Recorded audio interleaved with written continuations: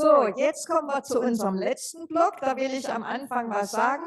Hier geht es ja auch, wir stärken die weltweite Bewegung gegen Faschismus und Krieg. Hier geht es jetzt nochmal ernsthaft um die Schlussfolgerungen. Das ist sehr wichtig, dass wir da auch konkret werden und diskutieren. Hier gibt es eine Änderung, die Selma Schacht hat abgesagt. Und deswegen haben wir die Freunde, Kollegen vom Arbeiterbund noch eingeladen. Sie waren diejenigen, die bisher sich gemeldet hatten für einen Impulsbeitrag und die wir aber zurückstellen mussten. Aber wenn jetzt einer fehlt, ist es nur gerecht, dass Sie dann noch die Möglichkeit haben zu sprechen.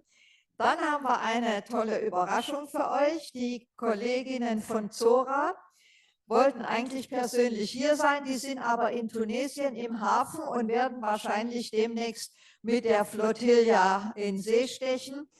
Und schicken uns ein Video aus dem Hafen von Tunis. Also insofern gibt es hier eine bestimmte Veränderung in diesem Ablauf. Atik spricht, Bagdad aus Westbank ist ein Video, Roberto spricht, Oleg aus Russland ist ein Video, dann kommt Arbeiterbund, dann Zora Video und zum guten Schluss Silke spricht wieder von hier aus. Silke, du gehörst jetzt übrigens auch auf die Bühne. Du bist ja auch Rednerin. So, als erster spricht Süleyman Gürcan, Co-Vorsitzender der Atik und aktiver Gewerkschafter seit Jahrzehnten. Liebe Freundinnen, liebe Freunde, liebe Kolleginnen, liebe Kollegen, liebe Genossinnen und liebe Genossen, dass wir heute als UF die schon lange geplante Simmerwald-Konferenz 2.0 durchzuführen, stellt einen wichtigen Schritt im Kampf der Arbeiterinnenklasse und der unterdrückten Völker dar. Denn die Widersprüche zwischen den imperialistischen Mächten vertiefen sich zunehmend und darauf ergibt sich auch die wachsende Gefahr einer neuen Weltkrieg. Die so einzige Kraft, diese Kriege zu stoppen kann, ist die gemeinsame Kampf der internationalen Arbeiterklasse und die unterdrückten Völker. Daher wird diese heute durchgeführte Konferenz, so bescheiden sich auch sein mag, eine wichtige Beitrag zu diesem Kampf leisten. Die Widersprüche zwischen imperialistischen Blöcken vertiefen sich. Aktuell zeigt sich, dass in vielen Regionen, alle voran in der Ukraine, in Iran, in Syrien und Palästina, die Widersprüche zwischen den imperialistischen Blöcken immer tiefer werden. Das weist auf die objektive Bedingungen hin, dass die Völker der Welt mit einer neuen imperialistischen Kriegsgefahr konfrontiert sind. Doch durch die verschiedenen Manöver versuchen sie, Zeit für diese Kriegsvorbereitung zu gewinnen. Wer sind diese Blöcke und aus welchen Ländern bestehen sie? Der erste Block, der atlantische Block, bestehend aus USA, Großbritannien und an der EU. Dieser Block repräsentiert die politische und militärische Struktur der kapitalistischen Weltordnung unter Führung des US-Imperialismus nach 1945. Die NATO ist das militärische Organ dieser Ordnung, der IWF und die Weltbank bilden aus ökonomischer Größe während des Vereinten Nationen als Instrument zur Schaffung von Legitimität fungieren. Auf Klassenebene repräsentieren sie diese Block, das eine stärker organisierte, aggressivste und kriegstreiberische Segment der globalen Kapitalistenklasse. Diese Klasse konzentriert sich in strategische Sektoren wie Hochtechnologie, Finanzen, Energie- und Rüstungsindustrie und verfolgt mit neoliberalen Politiken das Ziel, Arbeit und Ressourcen in halbkoloniale und koloniale maximal ausbeuten. In diesem Sinne stellt dieser Block keine bloße außenpolitische Option dar, sondern verkörpert den zentralen Ausdruck des globalen kapitalistischen Akkumulations- und Herrschaftsmechanismus. Der zweite Block formiert sich unter der Führung des chinesischen und russischen Imperialismus als eurorassistischer Block. Initiativen wie BRICS, die Shanghai-Organisation für Zusammenarbeit oder Asiatische Infrastrukturinvestitionsbank bilden die ökonomische und politische Grundlage dieses Blocks. Beide Blöcke suchen den Ausweg aus ihrem eigenen Akkumulationskrise in Expansion, militärisch wie ökonomisch. Ihre Konflikte ist daher nicht einfach ein Zusammenschluss zweiter Staaten, sondern ein Zusammenprall globaler kapitalistischer Akkumulationsprozess. Jede Krise, ob in Ukraine, in Taiwan, in Afrika oder im Nahosten, ist ein Ausdruck dieser Widerspruchs. Jeder dort vollzogene Bewegung bedeutet härtere, offene und direktere Konfrontationsvorbereitung zwischen den Blöcken. Infolge dieser haben die Wahlprozesse die letzten Jahre weltweit nicht nur Regierungswechsel, sondern oft auch Umgestaltung von Herrschaftsformen selbst hervorgebracht. Diese Transformation führen dazu, dass das globale System zunehmend rassistisch, faschistischer und militärischer wird.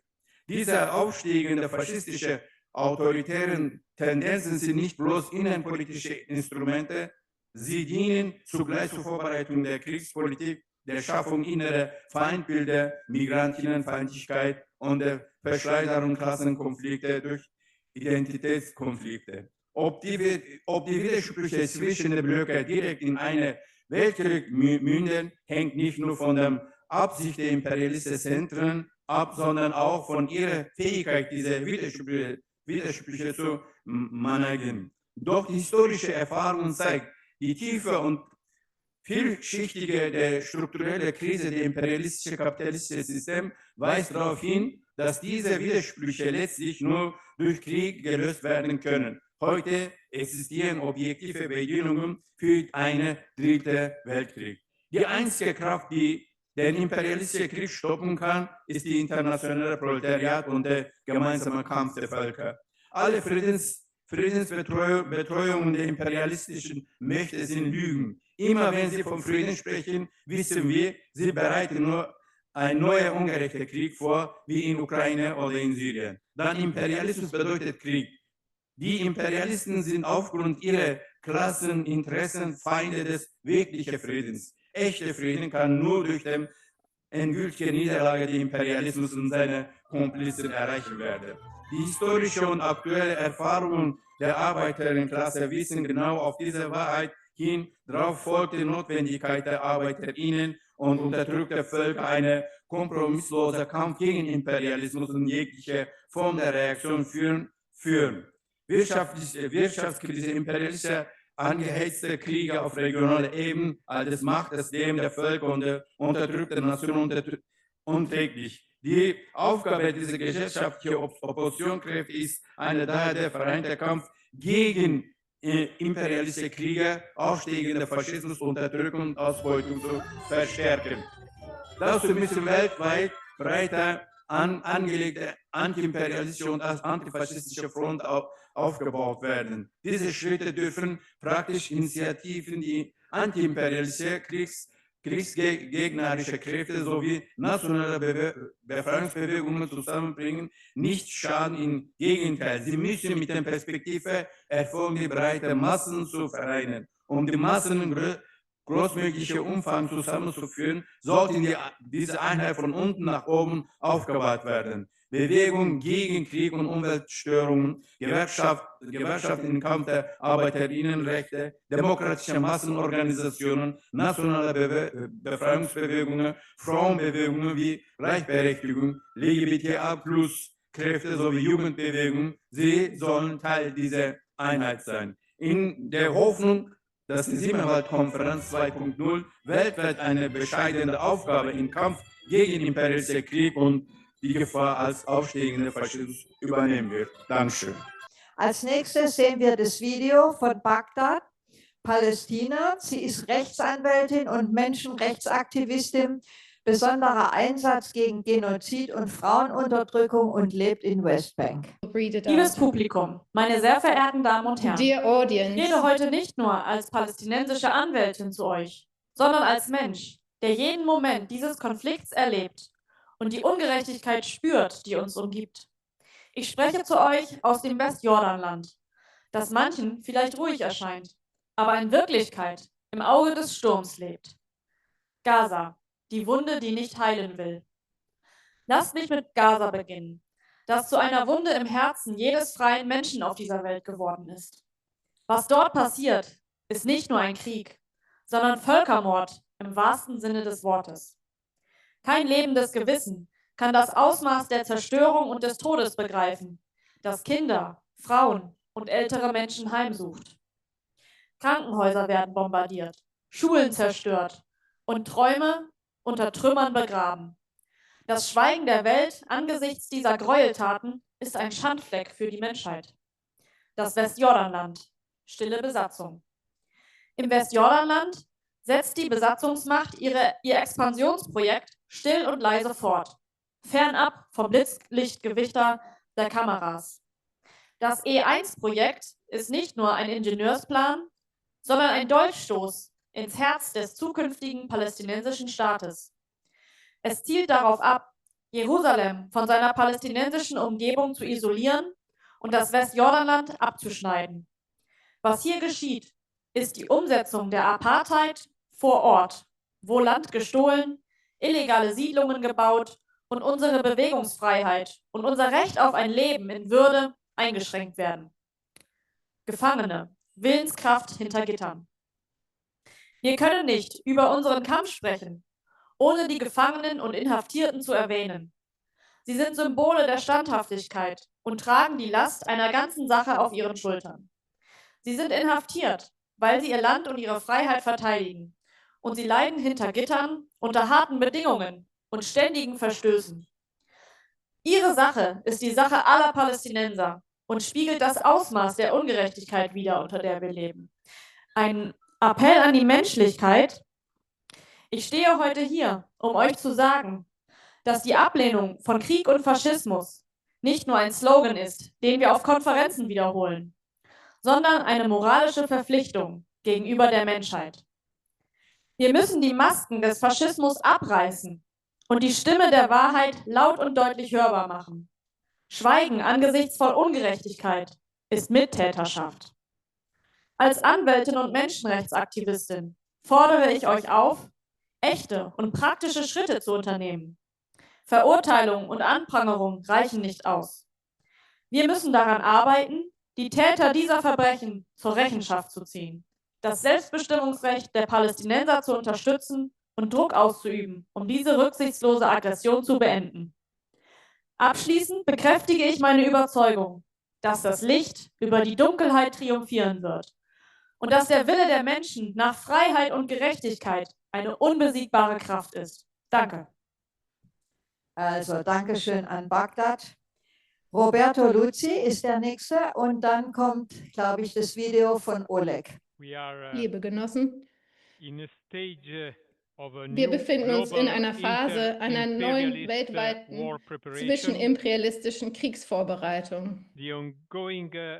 Der andauernde, entsetzliche Völkermord in Gaza durch die US-Israel-Achse, unterstützt von der Europäischen Union, und das Massaker in der Ukraine zwischen Russland und der NATO und einigen Spaltungen auch innerhalb der NATO sind das erste Kapitel in dieser apokalyptischen Perspektive. Und es ist auch, wie Suleiman gesagt hat, es auch an der wachsenden Macht Chinas liegt, die neue Herausforderung für die alte Weltordnung stellt. Der EU-Plan Readiness 2030 kündigt das offen an, diese neue Phase des Krieges.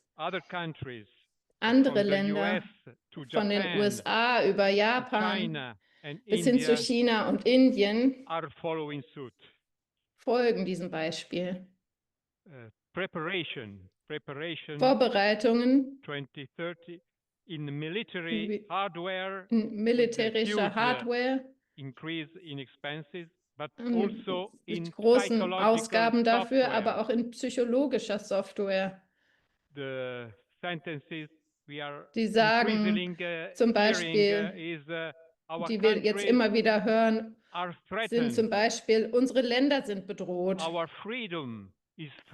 Unsere Freiheit ist bedroht. Wir müssen uns verteidigen. Das ist die Ideologie, die den Massen aufgestülpt wird. Um uns gegen diese allgemeine Tendenz, die Aufrüstungspolitik, diese Kriegspsychologie und Ideologie zu wehren, müssen wir uns zunächst einmal bedingungslos auf die Seite des palästinensischen Volkes und Widerstands stellen und fest für den revolutionären Defätismus auf beiden Seiten im Ukraine-Krieg stehen. Zweitens müssen wir uns bei unserer Hinwendung zu den Massen müssen wir den Begriff wir ablehnen und aufschlüsseln.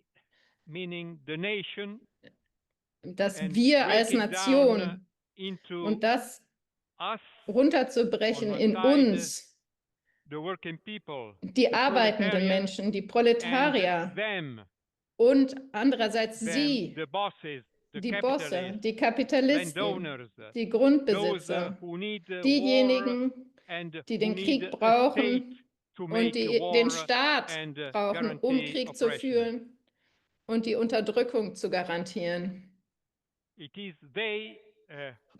Es sind sie, die unser Leben mit ihrer Politik bedrohen, mit der Aufrüstung, und wie müssen wir sie anprangern? Konsequenterweise müssen wir unsere Regierung anprangern, ihre Kriegspolitik, dass sie eine Friedenspolitik verfolgen, die den Interessen der Bosse entspricht und für deren Sturz und für eine Arbeiterregierung kämpfen. Und wir müssen unsere Verbündeten unter den Arbeitern anderer Länder suchen, die gegen kapitalistische, kriegstreiberische Regierungen kämpfen. An Nahtstellen wie diesen müssen wir uns vor dem demagogischen Gebrauch der Friedenspropaganda durch die herrschenden Klasse hüten.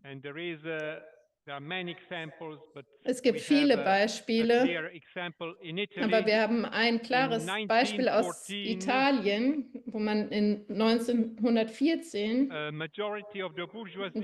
glaubte eine Mehrheit der Bourgeoisie, dass sie durch Neutralität am meisten gewinnen könnte. Und deshalb spielte sie den Pazifisten. Als jedoch 1915 die Mehrheit der Bourgeoisie entschied, dass sie durch eine Teilnahme am Krieg mehr gewinnen könnte, startete die Presse der Bosse eine kriegstreiberische Kampagne im Namen des Irredentismus, Verteidigung des Vaterlands, und die demokratische Friedensbewegung wurde durch diese interventionistische Bewegung ausgelöscht. Selbst in den Gewerkschaften verwandelten sich viele Pazifisten plötzlich in kriegsbegeisterte Patrioten. Und die italienischen Bauern und Arbeiter bezahlten diese Niederlage mit 600.000 Menschenleben. Die Zimmerwald-Konferenz markierte den Beginn der internationalistischen Rettungsaktion, weil sie den Klassenkampf und die internationale Einheit des Proletariats gegen den Krieg förderte. Ich muss jetzt zum Ende kommen. Wir müssen daran arbeiten, für den wirklichen Frieden, den wir auch mit Gaza verbinden und dem Genozid, der dort stattfindet, und das übersetzen, das Bewusstsein zu schärfen, nicht nur mit Worten, sondern auch mit Aktionen gegen die Kriegswirtschaft, gegen die Produktion und Auslieferung, auch bezüglich Hafenarbeitern oder auch Bahnarbeitern. Und ich hoffe, dass diese Konferenz auch helfen wird, diese Aktion weiter zu koordinieren. Vielen Dank. Er spricht jetzt per Video Oleg aus Russland. Er ist Internationalist und Friedensaktivist und sein Name ist geändert. Im Namen der Kommunistischen Partei Russlands Internationalisten begrüßen wir alle Teilnehmer dieser wichtigen Konferenz, die darauf abzielt, eine Strategie aller wirklich internationalistischen proletarischen Kräfte unter den Bedingungen einer verschärften zwischenimperialistischen Konfrontation auszuarbeiten. Wir bedanken den unmittelbaren Organisationen dieser Veranstaltung für die großartige Arbeit, die in dieser schwierigen Zeit geleistet wurde. Und wir danken dem Organisationskomitee für die Möglichkeit, zu diesem brennenden Thema zu sprechen. Zunächst möchten wir kurz über die Lage in Russland berichten. In ökonomischer Hinsicht unterscheidet sie sich von dem, was sowohl die westlichen als auch die Propagandisten des Kreml sagen. Die Lage im Land verschlechtert sich, aber nicht so rapide, wie es in den westlichen Massenmedien dargestellt wird. Wir beobachten eine steigende Inflation, den Verfall der Infrastruktur und der Technik, was besonders im Luftverkehr spürbar ist, sowie einen Personalmangel in einigen Bereichen. In politischer Hinsicht ist die Lage merklich schlechter. In den meisten Regionen sind alle öffentlichen politischen Aktionen mit Ausnahme von offiziellen Veranstaltungen verboten. Es werden immer neue Gesetze verabschiedet, die die Grundfreiheiten der Bürger einschränken. Eines der eklatantesten Beispiele für diese Tendenz ist das Gesetz zum Verbot einer zielgerichteten Suche von Informationsmaterialien mit extremistischem Inhalt. Die Liste über solche Materialien werden von Gerichten ohne öffentliche Anhörung der betroffenen Personen erstellt. Infolgedessen erfahren die Bürger erst, wenn sie zur Verantwortung gezogen werden, dass dieses oder jenes Material auf die Verbotsliste gesetzt wurde. So wurden beispielsweise Gedichte des kommunistischen Dichters Boris Gunko in diese Liste aufgenommen, sowie Flugblätter der überregionalen Gewerkschaft Rabotschaya Assoziacja, mit der linke Kräfte aktiv zusammenarbeiten. Ein weiteres Beispiel für die repressive Gesetzgebung ist das Gesetz, welches es ermöglicht, eine gesamte Organisation auf Grundlage der strafrechtlichen Verfolgung nur eines ihrer Mitglieder als extremistisch einzustufen.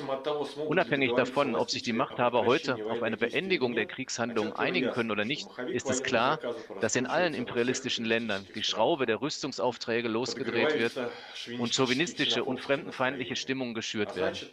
Das bedeutet, dass ein Waffenstillstand nur eine Pause in einer neuen Runde der bewaffneten Auseinandersetzung wäre.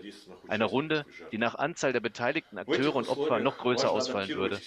Unter diesen Umständen ist es wichtig, Lenins Worte, außerhalb des Sozialismus gibt es für die Menschheit keine Rettung vor Kriegen, vor Hungersnot, vor dem Untergang weiterer Millionen und Abermillionen von Menschen, an die heutigen Verhältnisse anzupassen. Es ist wichtig, die kommunistische Idee als Alternative zum weltweiten Gemetzel mit dem Risiko einer Vernichtung der gesamten Menschheit nicht nur zu verkünden. Es ist wichtig, einen konkreten Plan vorzulegen und die Wirksamkeit und Effizienz der kommunistischen Idee, der internationalen kommunistischen Bewegung aufzuzeigen. Gerade die sichtbare Effektivität und Zielstrebigkeit, die klare Zielsetzung, sie sind es, was Kommunisten und Linke oft durch sogenannte ideologische Korrektheit zu ersetzen vorziehen. Klarheit und Konsequenz einer Position basieren jedoch auf der Praxis, die wie immer das Kriterium der Wahrheit ist und bleiben wird. Dies hat der militärische Konflikt deutlich gezeigt, als Menschen, die an jeder Ecke ihre Orthodoxie und ihren konsequenten Internationalismus verkünden und weiterhin verkünden, faktisch in das Lager der Nationalpatrioten und Chauvinisten abglitten.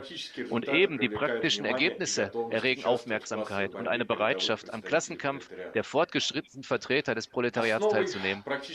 Die Grundlage für praktische Ergebnisse ist eine eigenständige, von der herrschenden Klasse in höchstem Maße unabhängige Infrastruktur der politischen Organisationen und proletarischen Kräfte. In dieser Hinsicht halten wir es für wichtig, von denjenigen Kommunisten der heutigen Zeit zu lernen, die dabei am weitesten vorangekommen sind. Im europäischen Raum sind dies in erster Linie die Marxistisch-Leninistische Partei Deutschland und die Kommunistische Partei Griechenlands. Es ist äußerst wichtig, die internationale Solidarität zu stärken. Die Kommunisten haben keine Verteidiger im imperialistischen Establishment. Unsere Stärke liegt in der weltweiten Unterstützung derer, die nicht nur mit Worten, sondern mit Taten für eine Welt ohne Ausbeutung, Unterdrückung und Entfremdung kämpfen. In dieser Hinsicht halten wir die Initiative einer breiten Vereinigung fortschrittlicher Kräfte auf der ganzen Welt im Rahmen einer internationalen Einheitsfront für äußerst wichtig und nützlich. Besonders hervorzuheben ist die Bedeutung der ideologischen und organisatorischen Abgrenzung Abgrenzung von den Sozialchauvinisten.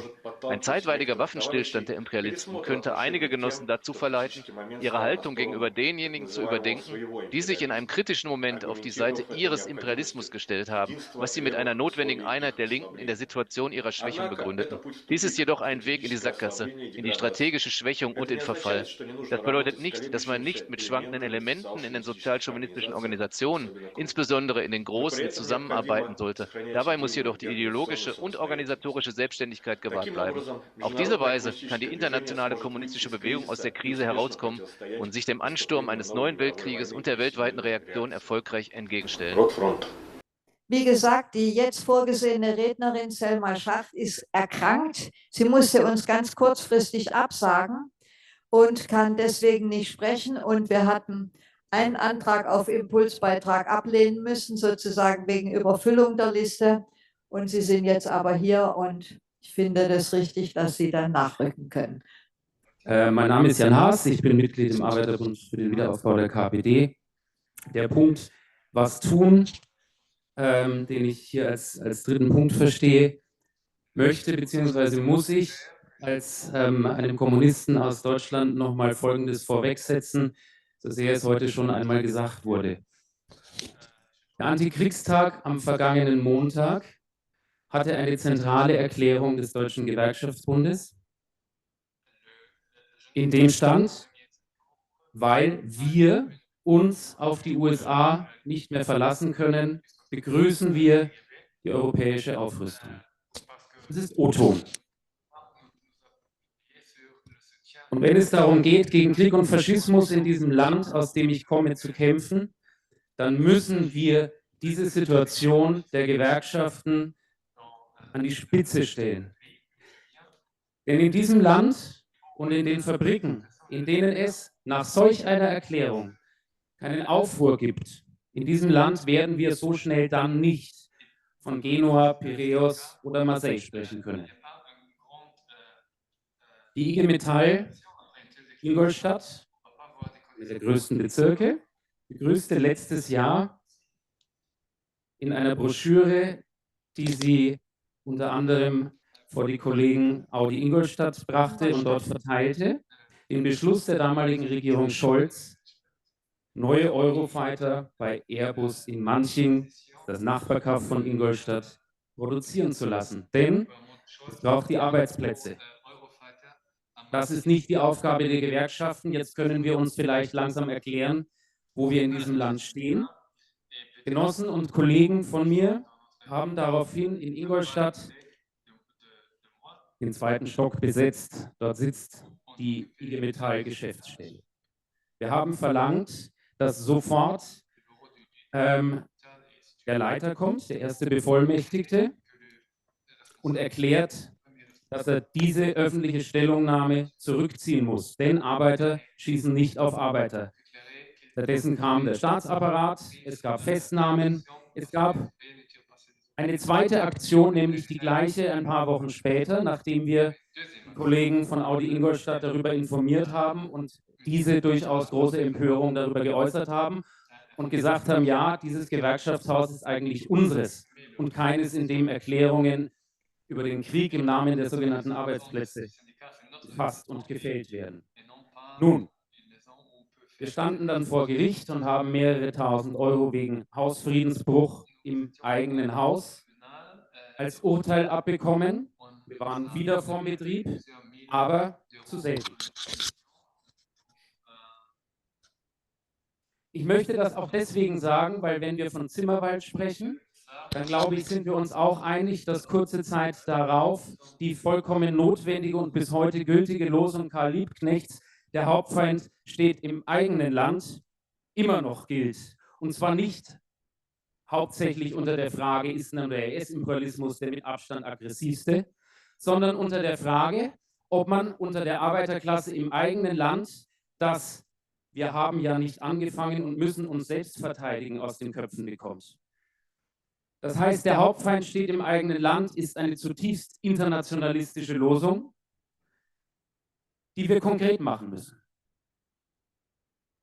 Die Regierung, die Kriegsregierung Merz, erlässt tagtäglich Gesetze und es ist ein riesiger Blumenstrauß und wir müssen zusehen, das Wesentliche vom Unwesentlichen zu filtern. Einer der wesentlichsten Angriffe ist unseres Erachtens der Angriff auf die Arbeitszeit. Das heißt, der gesetzliche 8-Stunden-Tag, der hinter den Jordan gekippt werden soll. Die Frage der Arbeitszeit ist eine der wesentlichsten in der Geschichte der Emanzipation der Arbeiterbewegung weltweit. Stichwort Geschichte des 1. Mai. Kollegen und Genossen bei Daimler in Bremen haben deswegen vor einigen Wochen aus der Halle 9 ein Transparent gehisst mit der Losung Hände weg von der Arbeitszeit, 7 Stunden am Tag, sonst Streik. Arbeiter schießen nicht auf Arbeiter. Es gab einen Riesenkrach im Vertrauenskörper. Aber die Arbeiter haben es mitbekommen und gemerkt, man muss es eben selbst machen. Am Hamburger Hafen, es ist auch schon erwähnt worden, wird Ende September die wohl bedeutendste Kriegsübung der BRD seit ihrer Existenz stattfinden. Nicht, weil es um die Frage der Masse des Kriegsgerätes geht, sondern weil es um die Frage der Hamburger Hafenarbeiter geht. Unter dem Stichwort des sogenannten Arbeitskräftesicherungsgesetzes, jetzt bleibt mir also nicht mehr viel Zeit, wird unter dem Kommando der Arbeitsagentur und der Bundeswehr versucht, alle zivilen Organisationen des Hafens zu befehligen, diese Militärübung zu sichern. Deswegen auch wieder Kollegen von Daimler Bremen, Daimler Hamburg-Harburg und auch Kollegen von VW Kassel werden am Hamburger Hafen stehen und versuchen mit den Hafenarbeitern die Losung auf ihrem Transparent, unsere Arbeit, unsere Fabriken und Häfen nicht für ihren Krieg, Arbeiter schießen nicht auf Arbeiter in den Hafen zu tragen. Was, wenn endlich in diesem Europa die Arbeiter in diesem Land aufstehen und wenigstens zu 10 oder zu 20 erklären, wir schießen nicht auf unseresgleichen. Das ist für mich der Inhalt, der Hauptfeind steht im eigenen Land. Und in diesem Sinne, lasst uns konkret die Auseinandersetzung führen und dann können wir im zweiten Schritt gerne darüber sprechen, warum und wieso wir die Frage des Wiederaufbaus der KPD ein wenig anders sehen. Vielen Dank für den Beitrag. Wir haben ihn auch aufgenommen, also die Beiträge, die hier nur mündlich gehalten werden, sind auch festgehalten und werden wir auch festhalten für die Zukunft und für die Publizierung dieser Konferenz. Wir hören jetzt statt der Rednerin von Zora in Präsenz ein Video aus dem Hafen von Tunis. Ich sende ganz liebe Grüße an diese Zimmerwald-Konferenz 2.0. Wie ihr merkt, bin ich nicht selber in Zürich. Ich befinde mich gerade in Tunesien. Berichte von hier, auch von der Global Sumut Flotilla. Bereite mich hier mit den anderen gemeinsam auf diese Mission vor. Schicke von hier natürlich 1000 Grüße an alle, die jetzt bei dieser Zimmerwald-Konferenz sind. Mit ganz lieben Grüßen auch von allen, die sich hier gemeinsam auf die Mission vorbereiten, in wenigen Tagen dann nach Gaza zu segeln. Wir bereiten uns hier auch natürlich darauf vor, indem wir die Flotillas, die ganzen Boote, die schon aus Spanien losgefahren sind, begrüßen und bekommen natürlich auch von hier nochmal einen ganz besonders politischen auch Eindruck von dieser ganzen Mission. Wir verfolgen auch von hier die Neuigkeiten, die uns aus Gaza jeden Tag erreichen. Also wir sehen, was Israel in Gaza gerade macht. Wir sehen, wie Israel systematisch in Palästina Menschen aushungert, ermordet, erschießt, während sie in Schlangen stehen, um sich etwas Trinkwasser zu holen oder um etwas zu essen zu holen. Und all das bewegt uns natürlich, Teil auch der Global Sumut Flotilla zu sein und Teil auch der Boote zu sein, der Crews zu sein, die sich auf den Weg nach Gaza ganz persönlich macht. Für uns ist es auch wichtig, auch von hier aus eine Nachricht zu senden, auch von hier aus Grüße zu senden, weil die Zimmerwald-Konferenz natürlich in direktem Bezug auch steht zu dem Genozid, der in Palästina gerade passiert. Denn dieser Genozid in Palästina ist nicht losgelöst von all dem, was wir jeden Tag auf der Welt sehen. Der Genozid in Palästina, der Krieg in Palästina, alles, was Israel gerade in Palästina macht Israel nicht nur aus eigener Boshaftigkeit, sondern aus einer imperialistischen Logik heraus. Und das müssen wir genauso benennen, das müssen wir genauso analysieren. Und deswegen ist es umso wichtiger, dass auch das Thema Palästina auf dieser Zimmerwald-Konferenz genau diese Rolle bekommt, und auch seinen Platz hier findet. Für uns ist es natürlich als Revolutionäre essentiell, dass wir uns in Zeiten imperialistischer Kriege niemals auf eine Seite von zwei imperialistischen Staaten, von zwei Staaten der Bourgeoisie stellen. Für uns ist klar, wir stehen konsequent und ungebrochen an der Seite der unterdrückten Völker. Das ist sowohl das kurdische Volk als eben auch das palästinensische Volk. Das sind aber auch all die Völker im Mittleren Osten, die unterdrückt werden. Das sind die Frauen im Iran, die vor allem seit der Ermordung von Gina Amini Tag für Tag für ihre Freiheit kämpfen. Das sind aber auch alle Völker, alle Menschen, alle Unterdrückten im Kongo, im Sudan, auf der ganzen Welt, wo wir humanitäre Krisen erleben, wo wir wirklich die Auswüchse und die Auswirkungen der imperialistischen Kriege und der imperialistischen Machtverhältnisse gerade spüren. Deswegen, diese Botschaft hier aus Tunesien, ich denke, es ist sehr passend. Ich bin auch bewusst als Teil einer Frauenorganisation hier, denn ja, auch für uns als Frauen ist es sehr, sehr wichtig, sich bewusst dem Krieg in Palästina entgegenzustellen. Aber ich stehe hier nicht nur als junge Frau bereit, nach Gaza zu segeln, für die Freiheit von Palästina, sondern ich mache mich auch auf den Weg im Bewusstsein eben, dass ich die Freiheit aller unterdrückten Völker erkämpfen möchte. Und das mache ich nicht als erste Frau in der Geschichte, auf keinen Fall. Zum einen gibt es hier sehr, sehr viele starke Frauen, die eben mit uns kämpfen, aber wir machen das auch, oder ich mache das auch in der Geschichte von hunderten Frauen, die schon vor uns gekämpft haben. Ich möchte hier auch einmal Clara Zetkin und Rosa Luxemburg erwähnen, vor allem Clara Zetkin, die schon vor über 100 Jahren auch Konferenzen einberufen hat, der Frauen, der sozialistischen Frauen gegen Krieg, weil sie auch erkannt haben, besonders als Frauen müssen wir uns, so gut es geht, gegen diesen Krieg stellen, wir müssen konsequent gegen den Krieg kämpfen, denn jeder imperialistische Weltkrieg wird auf den Rücken und auf den Köpfen der Unterdrückten, der ArbeiterInnen ausgetragen. Die Imperialisten führen ihre Kriege, aber wer darunter leidet, das sind wir. Das sind wir Frauen, das sind LGBTI, das sind all die, die unterdrückt werden, die ausgebeutet werden. An uns liegt es also, mit unserer besonderen Sprengkraft gegen diese Kriege zu kämpfen. Und ich finde es sehr schön, dass diese Zimmerwald-Konferenz stattfindet. Ich finde es auch sehr schön, dass sie quasi zeitgleich zum Start der Global Small Flotilla stattfindet.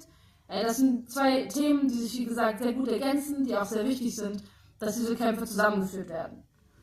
Natürlich kämpfen wir aber auch im Bewusstsein von Lenin, im Bewusstsein von all dem, was uns Lenin auch vor 100 Jahren schon mit auf den Weg gegeben hat. Denn auch die Sachen leiten uns heute. Auch seine Analysen zum Thema Imperialismus sind grundlegend für auch unsere theoretische Arbeit hier. Ich möchte zum Ende kommen. Ich wünsche euch eine ganz erfolgreiche Konferenz. Ich wäre sehr gerne dabei gewesen, aber ich freue mich, nach dieser Mission alles Weitere zu hören. Ich wünsche euch ganz liebe Grüße. Eine erfolgreiche Konferenz. Jetzt kommt unser letzter Beitrag in diesem Blog, letzter Impulsbeitrag. Dann gibt es hier schon ganz viele Redebeiträge.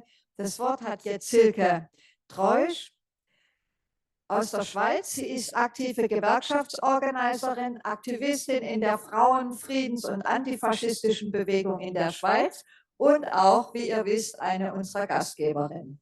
Silke, du hast das Wort. Ja, ich habe die große Ehre, jetzt von den Impulsbeiträgen den letzten zu haben. Da wird es natürlich reizen, auf alle möglichen Sachen noch einzugehen. Das mache ich aber nicht, sondern ich werde mich schön an meinen Beitrag halten, den ich mir vorgenommen habe.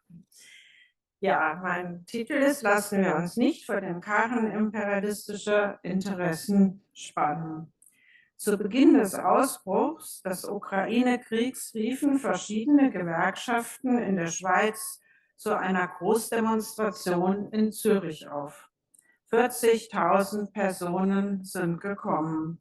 In den Reden wurde klar der Imperialismus verurteilt, und zwar von Seiten der EU, USA und auch von Russland. Es dauerte aber keine Woche und der Europäische Gewerkschaftsbund pfiff ins Horn. Wer weiter solche Töne anschlägt, dem werden in Zukunft die Gelder gestrichen. Rufe, die bis nach Lateinamerika halten. Was müssen wir tun, um die große Masse der Werktätigen, die in den Gewerkschaften organisiert sind, gegen den Krieg zu mobilisieren? Keine Chance dem Antikommunismus. Bereits bei der Demonstration war zu beobachten, dass vor dem Antikommunismus zurückgewichen wird. Gewerkschafter, die bis dahin keine Berührungsängste zu Kommunistinnen hatten, riefen dazu auf, dass sie doch besser nicht im Gewerkschaftsblock laufen. Die roten Fahnen waren bei der Demonstration bereits nur noch vereinzelt zu sehen. Der Antikommunismus, Nationalismus und Chauvinismus sind zwei Seiten einer Medaille. Es ist also nur im Sinne des Kapitals, Kommunistinnen auszugrenzen, denn sie waren von jeher aktive Gegner gegen imperialistische Kriege. Repression nimmt auch in der Schweiz zu. Seitdem herrscht Funkstille. Nur unter vorgehaltener Hand wird über den Völkermord in Palästina oder den Ukraine-Krieg gesprochen. Gewerkschafterinnen in den Betrieben werden angehalten, auch arbeitsrechtlich bedroht, ihren Mund zu halten und keine öffentlichen Aufrufe mehr zu unterzeichnen. Das ist natürlich ein fataler Zustand, denn die Arbeiterinnen aller Länder müssen lernen, sich in ihren Ländern auf internationalistischer Grundlage zu organisieren. Mein Fazit: Das Klassenbewusstsein ist mehr als unterbelichtet und es ist unsere Aufgabe, es zu heben und zu unterstützen. Krieg nach außen wird im Inneren vorbereitet. Der Staat ist Dienstleister internationaler Monopole und wird die erkämpften sozialen Errungenschaften für die Kriegsfinanzierung auf die Schlachtbank führen. Krieg ist die Fortsetzung der Politik mit anderen Mitteln. Stoppt das Entlastungspaket 27 des Bundesrats in der Schweiz. Stoppt den Diebstahl von 6,3 Milliarden Franken aus den Taschen des Volkes für die Aufrüstung des Militärs und die imperialistische Kriegsvorbereitung.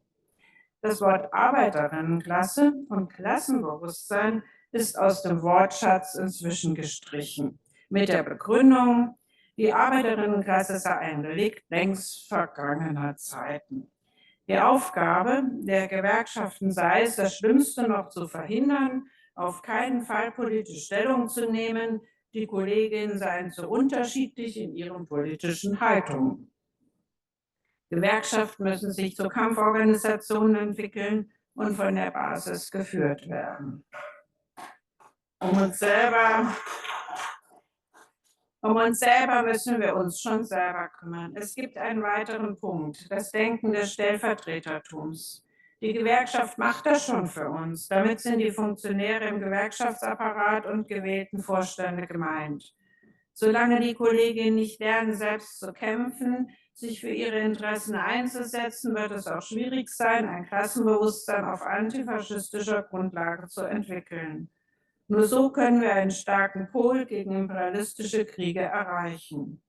Schließt euch den antiimperialistischen Bündnissen an. Solange die Kolleginnen darauf vertrauen, dass der Gewerkschaftsapparat ihre Interessen vertritt, wird dies in eine Sackgasse führen und die Gefahr, dass ein chauvinistischer Kurs durchgesetzt wird und die Interessen der eigenen Regierung nicht angetastet werden, ist groß. Denn die Verquickung von politischer, reformistischer Parteien und Gewerkschaften und ihr Einfluss in Politik und Wirtschaft ist groß. Und somit wird letztlich auch die Kriegskasse mitgefüllt, so es bereits mit der Bewilligung der Kriegskredite der SPD vor dem Ersten Weltkrieg war und sich die Zimmerwalder Konferenz gegen diesen Kurs zusammenfand. Robert Grimm war einst der offizielle Aufrufer zu der Zimmerwalder Konferenz. Der Kampf um den Weg für eine Welt in Frieden war bereits damals eine heiße Diskussion, auch um den sozialistischen Weg. Grimm schloss entgegen der Erfahrungen der letzten Jahrzehnte vor dem Zweiten Weltkrieg 1937 das sogenannte Friedensabkommen mit der Metallindustrie. Dieselbe Person, die noch zur Zimmerwald-Konferenz da war. Es durfte nicht mehr gestreikt werden. Die Burgfriedenspolitik wurde verabschiedet, eine fatale Entscheidung, die bis heute leider ihre Früchte trägt. Das Klassenbewusstsein muss in der Art gefördert werden, dass die Arbeiterinnen überhaupt wieder verstehen, dass sie eigene Klasseninteressen haben, ja, dass es überhaupt verschiedene Klassen gibt Dazu müssen die Gewerkschaften Kampforganisationen sein und sich keinesfalls vor den Karren der einen oder anderen Partei des Kapitals spannen lassen.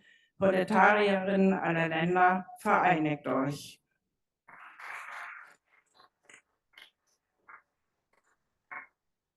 So, vielen Dank.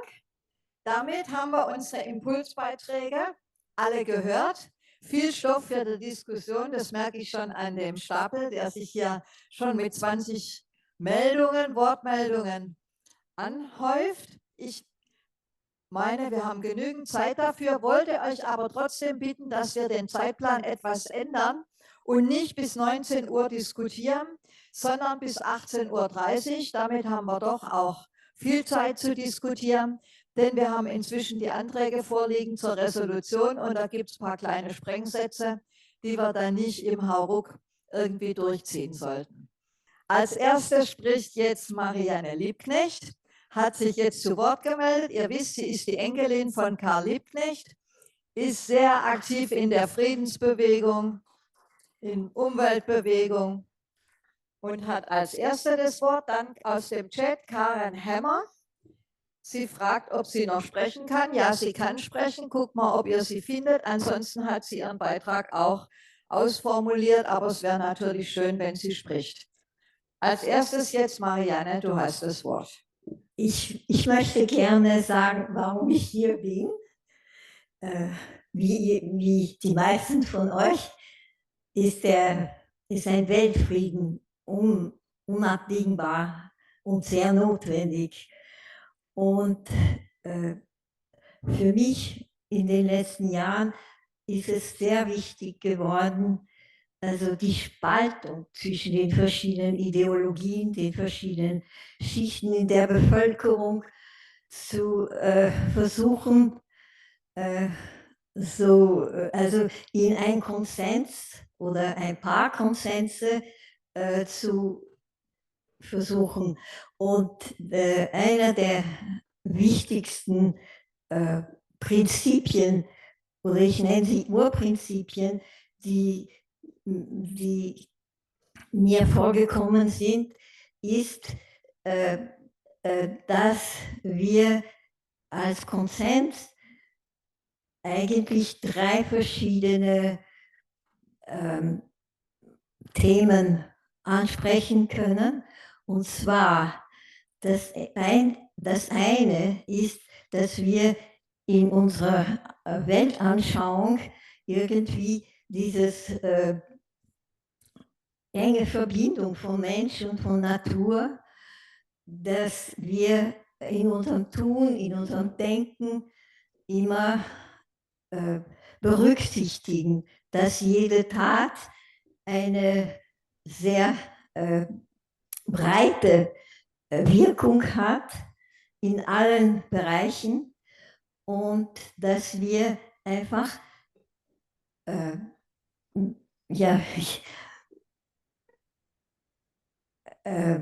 global, also wie nennt man das, einfach denken in einer Weise, dass wir alles berücksichtigen. Und dann das andere ist also, dass wir, wenn wir Friede wollen, dass wir einfach demokratisch, direkte Demokratie, dass jeder eine Stimme hat bei den wichtigsten, zum Beispiel zum Krieg. Diese direkte Demokratie hat auch zu tun, ja, dass wir Friede haben. Und ein Friede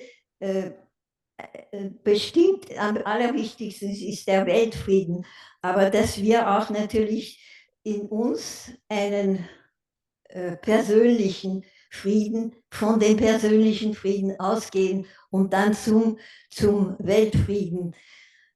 Und eine dritte Sache, ich muss sagen, dass ich mich beschäftige damit und habe initiiert ein Universalbündnis mit einem Manifest. Und in diesem Manifest sind auch grundlegend die Grundbedürfnisse eines jeden Menschen. Wir haben also 10 Grundbedürfnisse. Der Friede ist natürlich einer der wichtigsten. Auch das Verständnis für die verschiedenen Ideologien, die es gibt. Wir brauchen Vielfalt auf dieser Erde, nicht nur bei den Pflanzen, bei den Tieren, aber auch bei den Menschen. Und diese verschiedenen Ideologien, die vom Materiellen zum Spirituellen gehen, sind alle sehr wichtig, damit wir wirklich unser Bewusstsein so trainieren und lernen, wie wir wirklich in unserem Leben das implementieren. Ja, und einer der wichtigsten Urprinzipien ist auch das Ökologische. Wir brauchen einen Wandel und es ist ganz dringend, dass wir uns adaptieren an die Ordnung in der Natur. Und wir sind Teil der Natur und diese ökologische, dass wir in eine ökologische Phase kommen, wo wir wirklich berücksichtigen und auch natürlich respektieren diese Rhythmen in der Natur und auch versuchen, die ganze Verseuchung zu überwinden und Umstellungen überall in unseren Daten und in all der Produktion zu tätigen. Ja. Vielen Dank. Vielen Dank, Marianne. Ich glaube, dein Anliegen ist eindringlich rübergekommen. Danke für deinen Beitrag. Es kommt jetzt Karen Hemmer. Sie hat ihren Beitrag auch geschickt und Frank Hemmer kann trotzdem sprechen. Ich bin total in Übereinstimmung mit der letzten Sprecherin. Und was ich sagen möchte, dass in Bezug auch den Angriff, was besprochen wurde, ich habe die Angriffe auf die Naturwissenschaften, das schließt das Klima an, gegen die Feuerbrände, gegen chemische und nukleare Bedrohung. Viele wissenschaftliche Grundlagen wurden abgeschafft. Hinzu kommt, wenigstens 1/3 der wissenschaftlichen Regierungsinfrastruktur und der Personal ist liquidiert worden von Elon Musk, weil die Doge oder durch das Projekt 2025 und ihr ganzes Personal. Und das wurde neu eingesetzt in die bestehende Regierungsorganisation. Und zuletzt, wahre Wissenschaft wird ersetzt durch Fake-Wissenschaften. Und das wird verbreitet und propagiert. Und das hat dazu geführt, eine Desorientierung und Konfusion hervorgebracht. Und im Allgemeinen, unter der allgemeinen Bevölkerung. Und das macht es ihnen schwieriger, sich Widerstand zu leisten und sich zu organisieren. Auch wenn diese materiellen Bedingungen existieren, so ist es immer noch ein Teil der Bevölkerung, einschließlich die Arbeiterklasse und ihre Verbündete, die Widerstand leisten und bilden und sich organisieren. Vielen Dank. Jetzt kommt Domenico aus Zürich und dann Fritz zum Thema Arbeiterkämpfer. Ich bin von der Dokumentationsstelle für historische Recherchen und der Untertitel von unserer Institution heißt Kommunismusforschung mit Schwerpunkt Schweiz. Und da ist es klar, dass wir einen Bezug haben zu Zimmerwald und sicher auch einen Bezug haben zu Lenin, weil er längere Zeit hier war. Und es ist so ein bisschen unsere Grundhaltung, wenn wir teilnehmen dürfen an Veranstaltungen wie der Ihren, nehmen wir nicht nur passiv teil, sondern wir machen auch einen aktiven Beitrag dazu. Das ist ja die Dokumentationsstelle. Und deshalb haben Sie auf Ihren Tischen diese Broschüre. Draußen haben wir noch mehr. Ganz kurz, ich möchte vorlesen die wichtigste Stelle daraus, weil in der Schweiz ist die Klassenversöhnung eine derart üble Sache, das kann ich Ihnen also sagen, dass wir froh sind, gibt es solche Schriften wie die von Lenin. Die schweizerische Regierung ist die Sachwalterin der schweizerischen Bourgeoisie, die durch und durch vom internationalen Finanzkapital abhängt und auf das engste mit der imperialistischen Bourgeoisie der Großmächte verbunden ist. Es ist darum kein Zufall, sondern das notwendige Resultat dieser ökonomischen Tatsachen, dass die schweizerische Regierung mit jedem Tag und das schon während Jahrzehnten mehr und mehr eine reaktionäre Politik und geheime Diplomatie betreibt, die demokratischen Rechte und Freiheiten des Volkes hintertreibt und verletzt, vor einer Militärkrieg gekriegt, kriecht die Interessen der großen Masse der Bevölkerung systematisch und schamlos den Interessen einer Handvoll Finanzoligarchen opfert. Man kann selber urteilen, ob diese mehr als 100-jährige Schrift nicht heute noch aktuell ist. Und jetzt möchte ich noch gerne ein zweites sagen, das ist mir sehr, sehr wichtig, weil in der Schweiz die Klassenversöhnung auch in den Linken zum Teil leider ihre üblen Spuren hinterlässt. Multipolare Weltordnung. Was für ein reaktionärer Begriff schon in sich. Kommunisten wollen weder eine noch zwei noch multipolare Weltordnung. Denn Kommunisten lehnen überhaupt jegliche Weltordnung ab, mit einer einzigen Ausnahme, die sozialistische Weltordnung, die sozialistische Weltrepublik. Multipolare Weltordnung bedeutet ja gerade, dass jeder neu hinzukommende imperialistische Neuling auf dem Weltmarkt seinen Anteil an der globalen Beute mit Gewalt erringen will.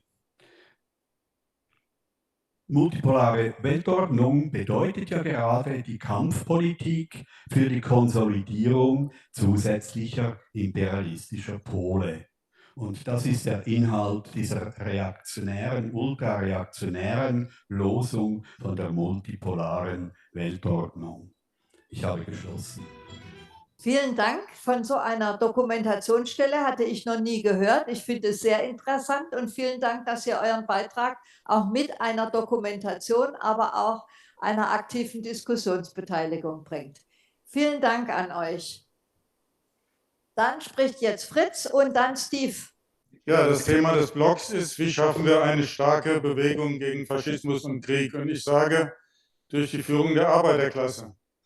Ich plädiere mal dafür, nicht nur darüber zu sprechen, was nicht ist oder was nicht in den Zeitungen steht über die Arbeiterklasse. Ich habe einige Jahrzehnte bei Opel gearbeitet, seit 49 Jahren Aktivist in der IG Metall und ich war auch 15, 16 Jahre Betriebsrat im Werk. Und ich habe mit dem Frank Hemmer, der gleich noch sprechen wird, auch die internationale Koordinierung bei General Motors und Stellantis organisiert. Ich will jetzt nicht die Massenkämpfe der 90er Jahre, der Nuller Jahre aufzählen, den Kampf um die Lohnfortzahlung, den Kampf der 130.000 Bergarbeiter in Deutschland, die die Kohl-Regierung den Garaus gemacht hat, den 7-tägigen Streik bei Opel. Ich spreche mal über die Gegenwart. Wir haben Kämpfe konzernweit organisiert und durch systematische Kleinarbeit vorbereitet, bei Volkswagen, in der Stahlindustrie, wo Torblockaden organisiert werden, mit den Gewerkschaftern zusammen. All das steht meistens nicht in der Zeitung. Es steht in der Zeitung, wenn die AfD ein Flugblatt bei Volkswagen verteilt, als wäre das das Größte. Wir müssen auch zum Beispiel Kleinigkeiten. Am Antikriegstag in Eisenach spricht eine Betriebsrätin von Opel gegen die Umwandlung in Rüstungsbetriebe. In der ganzen Region werden Autozulieferer zugemacht. Bevor ihr jetzt ankommt, hat sie gesagt, und hier Rüstungsindustrie anpreist, sage ich euch, wir wollen das nicht. Wir wollen nicht an Tod und Mord unserer Arbeiterkollegen verdienen. Wir sind für Frieden angetreten als Arbeiterbewegung und wir werden ihr das verweigern. Und das stand am nächsten Tag dann ausnahmsweise mal in der Zeitung. Da kamen sie nicht drum herum.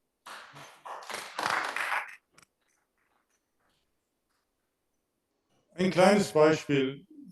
2021 war das Opelwerk in Eisenach schon geschlossen. Man hatte uns erzählt, es ist nur für ein Vierteljahr zu, dann wird es wieder aufgemacht. Die Maschinen wurden schon abtransportiert.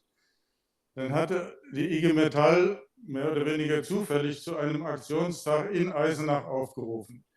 Und dann zeigte sich, was in den Arbeitern steckt. Bei Daimler in Wörth wurde eine Solidaritätsbotschaft bundesweit verbreitet.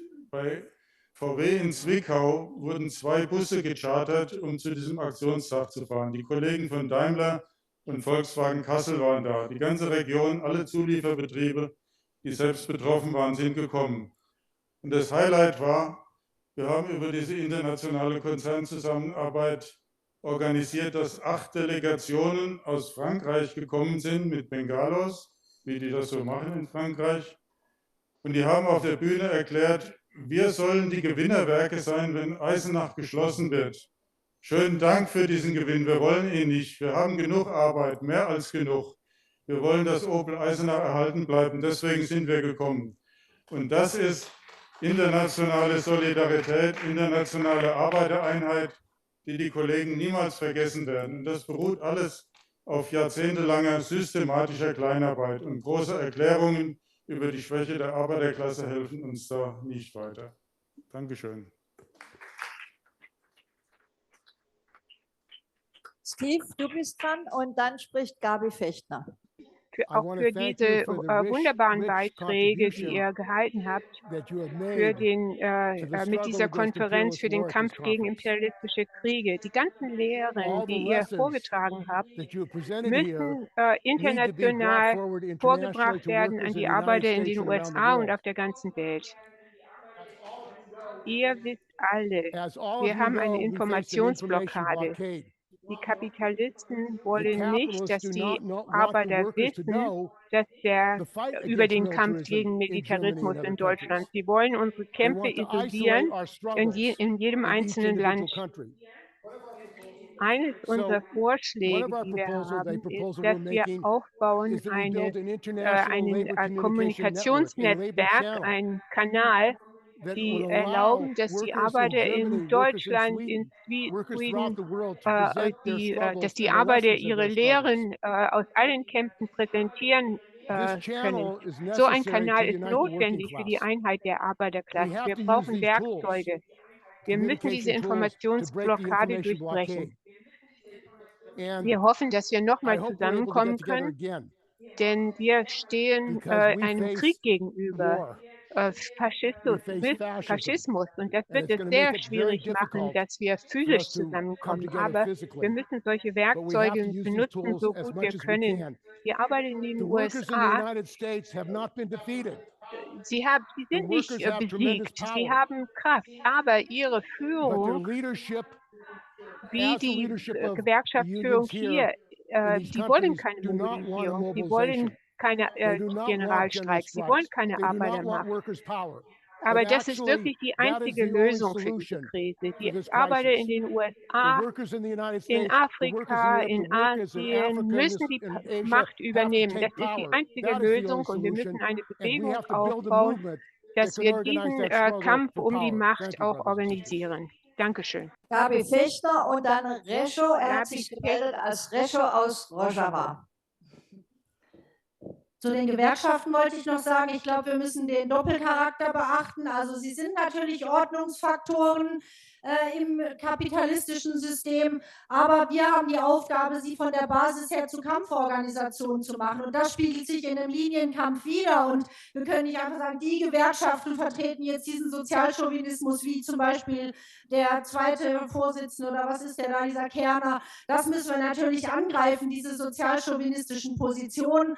Aber das merken wir sehr stark, dass es auch aufbricht, dass es bis in Ortsverwaltungsebenen hinein Offenheit gibt, weil die natürlich natürlich auch merken, wie ihre Klassenzusammenarbeit scheitert, weil es da auch Kritik an Faschismus und Kriegspolitik gibt. Und diesen Spielraum müssen wir nutzen.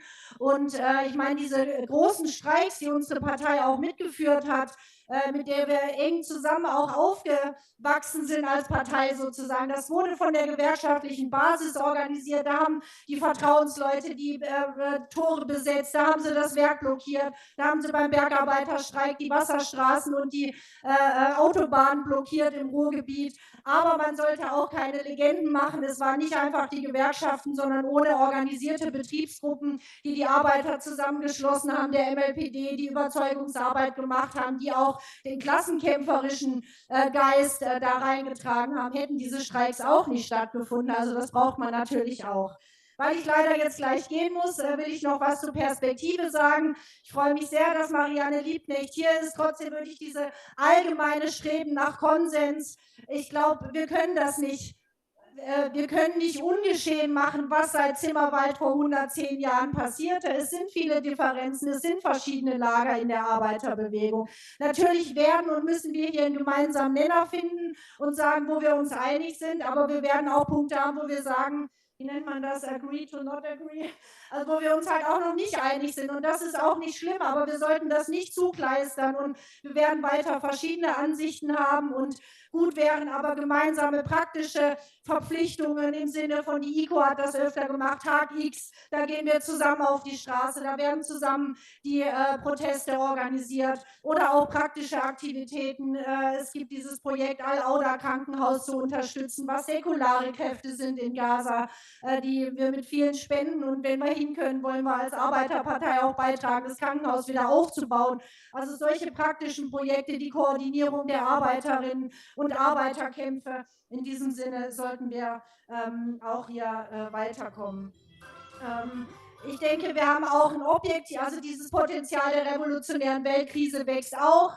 Die Verwirrung ist da unter den Arbeitern, ja, aber das ist ein klassenfremder Einfluss, das müssen wir uns immer deutlich machen und gleichzeitig die objektive Entwicklung schafft doch auch eine Basis und die bringt die Leute in Widerspruch zum System und natürlich ist es noch eine harte Arbeit, den subjektiven Faktor in Übereinstimmung zu bringen, aber ich muss sagen, ich bin trotzdem auch sehr optimistisch über die Entwicklung. Es tut sich so viel im Bewusstsein und dem gewachsenen Bewusstsein geht halt auch erstmal Loslösung von alten Bindungen voraus, Loslösung, die erstmal vielleicht auch Verwirrung schafft, aber wenn wir richtig arbeiten, erfolgt daraus auch Klarheit und die objektive Entwicklung wird die Menschheit auch voranbringen, dass sie dieses System nicht mehr wollen und deshalb bin ich sehr optimistisch, dass wir auch weiterkommen im Kampf für den Sozialismus, im Kampf für einen proletarischen Internationalismus und dass die Menschheit nicht nochmal in so einem barbarischen Weltkrieg untergehen will. Vielen Erfolg noch für die Konferenz, vielen Dank, es war sehr schön mit euch zu diskutieren. Und als nächstes spricht Resho. Ja, also Resho aus Rojava. Ich begrüße auch sehr die Zimmerwald-Konferenz und ich finde auch sehr wichtig, dass wir international hier uns treffen und die Erfahrungen austauschen. Ich möchte gerne berichten über die Rojava oder besser gesagt die Selbstverwaltung, das ist Nordostsyrien. Also besonders in dieses Gebiet haben sich verschiedene Nationen und Bevölkerungen sich zusammengeschlossen haben. Die zusammenarbeiten und kämpfen gegen Faschismus und Krieg, aber auch gegen die ISIS. Die haben dort wie eine sozialistische Gesellschaft aufgebaut. Aber der Preis war, dass es die Bevölkerung bis jetzt ungefähr 20.000 Opfer von Revolutionären, also Frauen, Männer und Jugendliche. Das heißt wirklich vor jeder Familie fast mindestens ein Opfer. Klar, was in dieses Gebiet ist, diese Gesellschaft, der Imperialismus versucht die ganze Zeit, diese Gesellschaft zu spalten. Durch die nationalen Wege oder Denkweise oder religiöse Denkweise. Aber damit bis jetzt kamen sie nicht durch. Was die Selbstverwaltung machen muss, noch sich mehr mit dieser palästinensischen Bewegung verbunden. Und also es findet seit 14 Jahren das Krieg dort statt und bis jetzt ist immer noch erfolgreich. Aber es kann nur dieses Krieg beenden durch den Aufbau von internationalem Sozialismus. Also hoch die internationale Solidarität, vorwärts vom Sozialismus. Danke. Vielen Dank an Resho. Jetzt spricht Frank Hammer aus den USA und dann Ilde aus der Schweiz. Wir müssen Faschismus verstehen und seinen Aufbau als Reaktion auf die Bewegung in den USA. MeToo-Proteste der Frauen in den USA, das war die größte Proteste in der US-Geschichte. 4 Millionen. Ich spreche über die antirassistische Bewegung gegen die Polizeimord an George Floyd in 2020. 26 Millionen Menschen auf die, seit Oktober gegen den Genozid in Palästina und vor 2 Monaten 5 Millionen auf der Straße auf No King's Day mit Demonstrationen in New York bis Mississippi. Der Sieg von Trump hat seine Wurzeln in der historischen Geschichte der US-Sklaverei und die Frage der Nationalismus, der südliche, die beugen auch nach ihrer Es hat seine Wurzeln in der Geschichte der Sklaverei. Und sie haben, als sie besiegt wurden in dem Bürgerkrieg in den USA, ihr Ziel besteht darin, sie wollen die weiße Vorherrschaft wieder errichten. Und was sie tun, ist praktisch, weil sie verhindern wollen, dass was sie sagen, ist, dass die weiße Minorität praktisch nicht mehr zu sagen hat in den USA. Die machen sehr nationalistische Shows als Teil der 250. Jahrestag des USA im nächsten Jahr. Eines der größten Hindernisse im Kampf gegen Faschismus ist die Arbeiteraristokratie.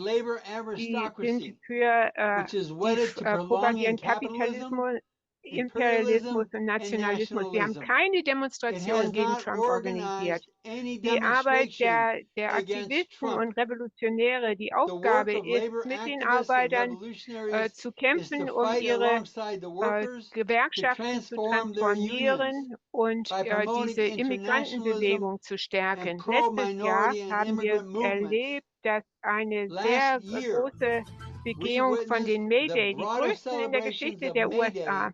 In 1500 Städten gab es hier Demonstrationen. Wir wollen dieses verdoppeln im nächsten Jahr und die klassenbewusste Arbeiterklasse stärken, internationale Solidarität stärken. Es lebe die internationale Solidarität. Dankeschön. Ilde aus der Schweiz, dann haben wir ein neues Land und einen neuen Redner, Fabio aus Brasilien aus dem Chat. Also es gibt ja den Spruch, ein Mensch genügt, einen Krieg anzufangen, aber es braucht immer 2 Menschen, um den Frieden zu schließen. In diesem Sinne möchte ich doch daran anknüpfen, wie wir die Bewegung für Frieden weltweit stärken können. Und das Erste für mich ist Demokratie. Ist eine gute Schulbildung, und zwar für alle, ob Kinder, Erwachsene, Jugendliche. Die gute Schulbildung ermöglicht auch ein selbstständiges Denken und Überlegen. Und das ist wichtig. Im Übrigen bin ich sehr dafür, dass wir auch in anderen Ländern und am liebsten in allen Ländern eine gute soziale Sicherheit haben, so wie wir sie hier in der Schweiz haben, auch wenn einige Sachen nicht ganz so toll sind, aber die kann man verbessern. Und zum Schluss bin ich sehr für die Meinungsfreiheit. Es muss absolut und überall Meinungsfreiheit herrschen, und zwar ohne, dass man befürchten muss, Sanktionen zu erleiden oder Strafen hinzunehmen oder noch sehr viel Schlimmeres. Aus diesem Grund kann ich nur eines sagen, wir müssen alles tun, um die Bewegung für weltweiten Frieden am Laufen zu halten, zu verstärken und uns vielleicht manchmal auch selber an der Nase nehmen, denn hin und wieder gibt es ja die kleinen Kriege in den Häusern und zwar in den Waschküchen. Also auf weltweiten Frieden, immer und überall. Ich danke euch. Fabio aus Brasilien und dann Joachim. Brothers and sisters, good afternoon. Thank you for Brüder und Schwestern, einen guten Nachmittag. I want to share with you ich möchte mit euch ein paar Erfahrungen teilen, die die CSB Conlutas gemacht hat. Eine betrifft die Ukraine. Wir haben eine Kampagne gemacht für Arbeiterhilfe für die Ukraine. Diese Kampagne ist begründet auf den Ideen von Karl Marx und Wladimir Lenin über das Recht der unterdrückten Nationen. Wir haben einige europäische Gewerkschaften unterstützt, um als die Bergarbeitergewerkschaft. Wir unterstützen nicht den russischen Imperialismus, wir unterstützen nicht die NATO, wir unterstützen nicht die Zelensky-Regierung. Eine andere Erfahrung betrifft Palästina. Wir haben ein Mitglied der Führung unserer Gewerkschaft in der Flottilla, die Barcelona verlassen hat, am Sonntag und nach Gaza fährt. Es ist die einzige brasilianische Arbeitergewerkschaft, die an der Flottilla teilnimmt. Darüber hinaus haben wir uns an Demonstrationen beteiligt und an Sit-ins und wir planen eine Solidarität zu bauen von der Arbeiterklasse zur Befreiung von Palästina. Unsere Unterstützung für den palästinensischen Widerstand ist unbedingungslos. Die dritte Erfahrung betrifft das imperialistische Treffen über die Umwelt, COP30 genannt, die in Brasilien stattfinden wird, in der Stadt Belém. Wir versuchen die lokalen Opfer der imperialistischen Umweltpolitik zum Protest in die Stadt nach Belém zu bringen, während des Treffens der Imperialisten. Ich möchte gerne einen Vorschlag der Konferenz machen. Ich denke, dass Lenins Schriften über den Krieg die beste Anleitung für die Arbeiterklasse ist, um zu verstehen und um aktiv zu werden in Bezug auf Kriegen in diesen imperialistischen Zeiten, in denen wir leben. Zuletzt möchte ich euch erzählen, dass ich denke, dass Antistalinismus nicht dasselbe ist wie Antikommunismus. Kritik am Stalinismus,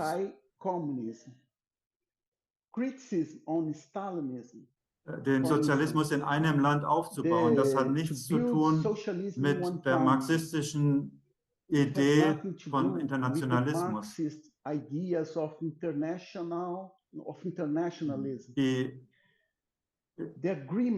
Übereinkunft zwischen Molotow 1939 war ein Desaster, eine Katastrophe für die Arbeiterklasse international. Das Gleiche passierte, als Stalin entschieden hat, Waffen an die zionistischen Milizen zu schicken, um die Palästinenser zu vertreiben in der Nakba 1948. Ich denke, alle diese Kritiken sind gültig und haben nichts zu tun mit Antikommunismus. Deshalb denke ich, brauchen wir einen pluralistischen Ansatz, um eine praktische Einheit aufzubauen, hin zur Vereinigung der Arbeiterklasse, um die imperialistische Politik zurückzuschlagen. Vielen Dank.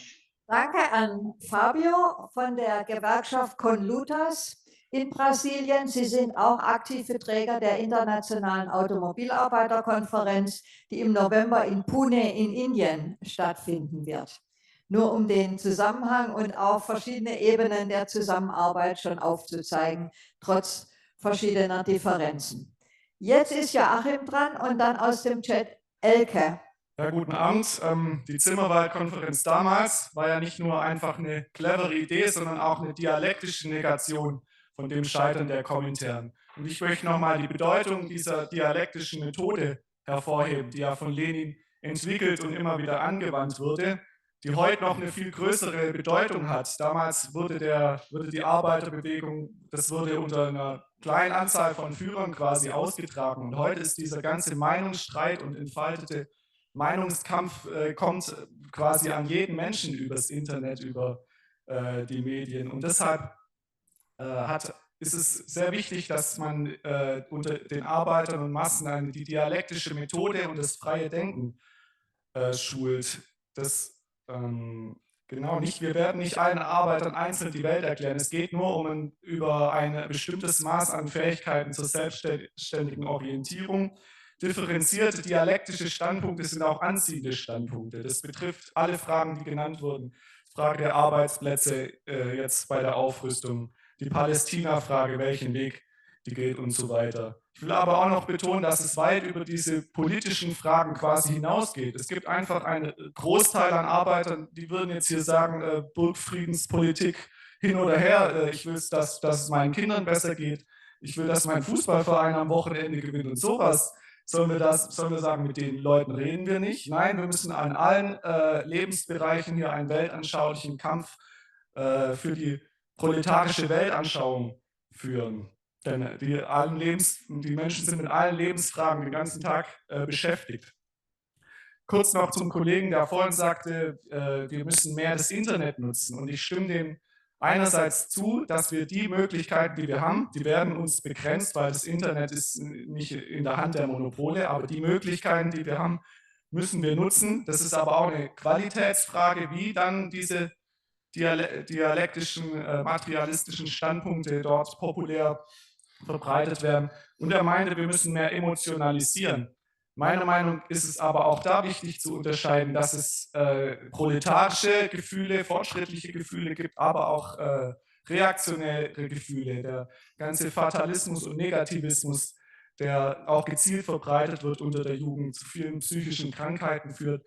Deshalb ist es wichtig, dass wir in der Friedensbewegung auch eine anziehende Kulturarbeit entwickeln. Das ist oft noch in der alten Friedensbewegung etwas, ich sag mal, kulturlos und ein bisschen wenig sich reinversetzt, wie die Menschen und gerade jungen Menschen denken.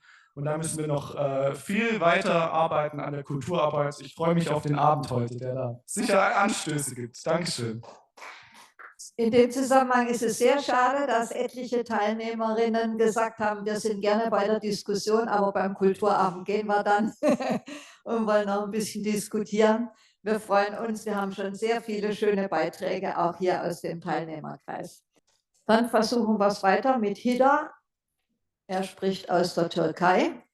Da haben wir auch einen Beitrag, den er geschickt hat. In der Türkei herrscht eine tiefgehende wirtschaftliche und politische Krise.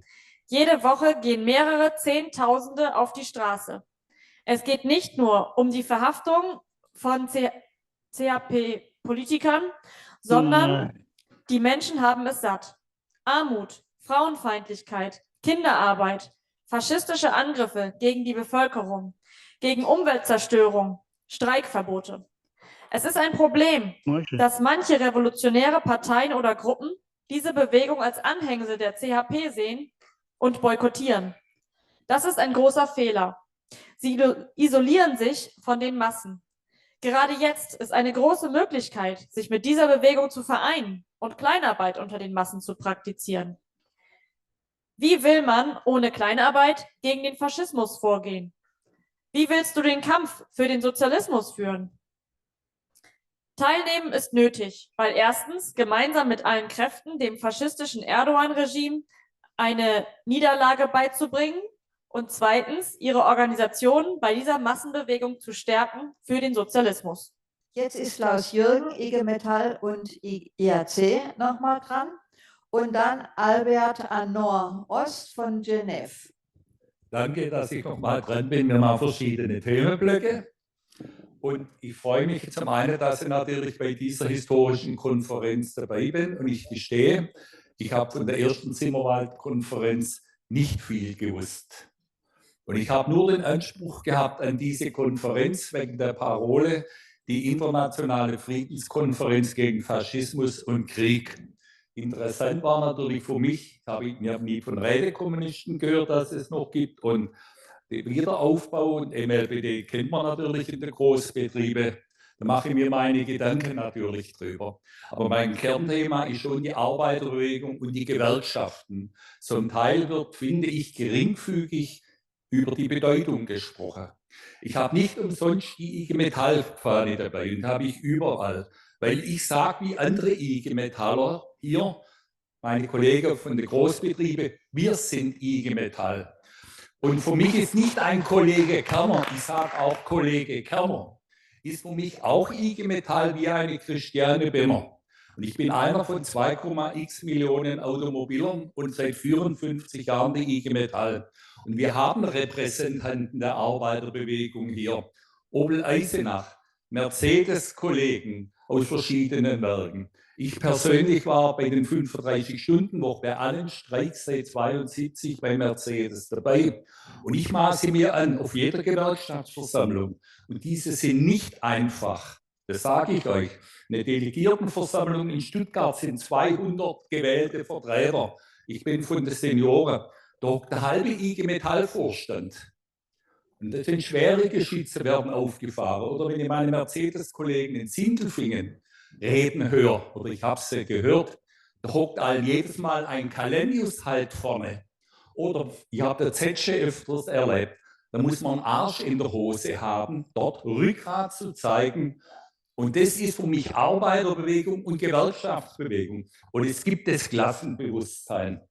Es gibt ein niedriges Klassenbewusstsein. Deswegen sind Millionen in den Gewerkschaften organisiert. Und da unterscheide ich sehr wohl, es gibt in der Masse nicht das sozialistische Klassenbewusstsein. Und die Gewerkschaften, so bin ich in die IG Metall, ist eine Organisation für Sozialrechtsfragen, Arbeitsrecht, Tarifverträge. Und die IG Metall bewahre ich als Einheitsgewerkschaft. Und da hat jeder Kollege außer Faschisten seinen Platz. Und leider in meiner IG Metall gibt es eben einen Unvereinbarkeitsbeschluss als einzige Gewerkschaft der Welt, dass Mitglieder oder Unterstützer der MLBD ausgeschlossen werden können. Ich sage, es ist ein hartes Brot. Und die Arbeiterbewegung lebt. Ich war in Stuttgart im März dabei, 50.000 Kollegen. Bosch-Aktionstag, 20.000 Kollegen. Porsche-Aktionstag. VW haben nur solidarische Grüße ausgerichtet von Mercedes. Und ich bin seit Gründung der Internationalen Automobilarbeiterkonferenz in Sindelfingen. Ich war auch in Südafrika. Dort sind kämpferische Repräsentanten der Arbeiter- und Gewerkschaftsbewegung. Ich will nicht über die Arbeiter reden, sondern es ist ein täglich hartes Brot in einer Organisation mit 2 Millionen Mitgliedern, wo, sage ich auch zum Abschluss, leider Kolleginnen gibt, wo auch AfD wählen, weil nicht welche Faschisten sind, sondern weil sie frustriert sind, dort einen Arbeiter- und Gewerkschaftsstandpunkt einzunehmen. Und ich erwarte von der Konferenz, dass dieser praktische Impuls in die Gewerkschaften hineingetragen werden, verständlich, und dass wir der Kollege überzeugen, schieß nicht auf andere Arbeiter und opfere nicht deine Kinder und deine Enkel vor einem fürchterlichen Dritten Weltkrieg, wenn er kommen würde. Ich danke. Ist Albert Anor aus Genève hier? Alors, je me présente, Albert Anor, je suis membre de l'Organisation socialiste des travailleurs. sozialistischen Organisation der Arbeiter Vierte Internationale. Ich bin mandatiert durch meine Genossen, hier teilzunehmen. Der deutsche Genosse Karl Liebknecht hat gekämpft. Ich möchte darauf zurückkommen. In 1914 hat er einen Beitrag gegen die Kriegskredite, hat er sich dagegen gewendet. Er hat gesagt, der Hauptfeind steht im eigenen Land. Unsere Regierung, die Bundesregierung, die Imperialisten, sogar der vorherrschende amerikanische Imperialismus, wir wissen, dass in der Schweiz haben wir einen Bundesrat und zwei Minister sind da Sozialisten. Das ist eine spezielle Situation. Die Arbeiterklasse ist also in der Regierung, die verrät seit 1914. Was sollen wir in dieser Situation machen? Umso mehr als der Staatsapparat unter der sozialdemokratischen Kontrolle steht. Wir haben eine Blockage der Mobilisierung, eine Verhinderung der Kämpfe, eine Klassenzusammenarbeit auf allen Ebenen. Es ist deshalb wichtig für die Revolutionäre, damit wir uns einig werden in unserer Wahl, wie können wir zusammen zur Lösung kommen in der Krise, in der die Arbeiterklasse steckt. Mit den Genossen hier, wir haben gemeinsam die Initiative der Konferenz in Wien beschlossen, die am 27. September stattfinden wird, die auch das Ziel hat, wie können wir die Kräfte zusammenschließen, die wirklich die Regierungspolitik und den Imperialismus insgesamt bekämpfen wollen. Das ist also mein erstes Ziel meiner Rede. Und das zweite ist das Meeting in Paris im Oktober, das ist eine internationale Konferenz. Dort werden präsent sein die Docker, die Hafenarbeiter aus Genua, die gestreikt haben und sie haben Besetzungen organisiert. Das geht in Europa aus. Ich finde, das müssen wir wirklich in seiner ganzen Bedeutung erfassen für die Klasse. Wir müssen Blockaden organisieren. Letzter Vorschlag, weil ich enden muss. Ich schlage vor, dass diese Konferenz das Prinzip abstimmt, eine Delegation zu dieser internationalen Konferenz zu schicken. Aller guten Dinge sind drei. Antirassistische Einheitsfront zum Dritten hat sich nochmal gemeldet. Es ist Marc aus Frankreich, haben wir inzwischen erfahren. Marc, bist du bereit? Und danach wollten Süleyman und ich noch was sagen. Ebenfalls zu praktischen Konsequenzen. Er spricht, aber man hört ihn nicht. Das Geheimnis heißt Mikrofon an. Also meine Freunde, ich begrüße diese Konferenz im Namen des Proletariats und der United Front gegen Faschismus und Krieg. Ich habe einige Fragen, was die Gefahr des Weltkriegs und die öffentlichen Reaktionen von uns in Frankreich dazu. Wir können sagen, dass die wachsende Gefahr des Weltkriegs eine Realität ist. Es gibt eine wachsende, starke Mobilisierung, was den palästinensischen Befreiungskampf betrifft. Und es gibt auch auch eine große Bewegung gegen die Wehrpflicht in Frankreich, die die Jugend betrifft. Dass auch die Reservistenbewegung sich stärken soll in Frankreich, wurde jetzt beschlossen. Und in verschiedenen Unternehmen hat man die Frage gestellt, dass man Autoindustrie umwandelt in Panzerindustrie und auch die Kooperation mit Israel dort gesucht hat. Und wir brauchen eine Basismobilisierung, die sich entwickeln muss. Und auch die Gewerkschaftsbewegung, was die Kriegswirtschaft betrifft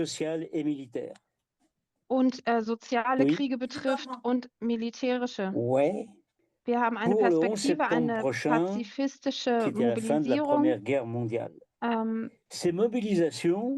was auch den Ersten Weltkrieg beendet hat. Diese Mobilisierung muss sich entwickeln in Gemeinsamkeit mit den ganz engen Nöten und Sorgen und Interessen der Massen. Es muss verbunden sein, konkret mit Forderungen, mit dem sozialen und militärischen Krieg, also gegen den sozialen und militärischen Krieg, den die Regierung führt. Die herrschende Klasse will auf einem Punkt die gesamte Wirtschaft umstellen auf Krieg. Das Militär erwartet mehr als, ich glaube, 90 Milliarden. Ich habe die Zahl nicht ganz verstanden. Und die Waffenverkäufe sollen deutlich ansteigen weltweit. In der imperialistischen Politik wollen sie eine beherrschende Rolle spielen. Das ist eine der großen Ziele, die sie haben. Der dritte Punkt, die Militarisierung der Gesellschaft. Es gibt militaristische Diskussionen, die wir führen. Wir haben Ausbildungen, die Jugendliche sollen ausgebildet werden, und wir haben den Wehrdienst, der eingeführt werden soll. Und der conservatrice et les fascistes du RN votent souvent ensemble pour attaquer le droit du travail et les libertés. Die Rechte arbeitet mit reaktionären Kräften zusammen, um die Arbeiterrechte runterzuspielen. Sie entwickeln Rassismus und Chauvinismus. Übersetzerin, sag ihm bitte, die Zeit ist um.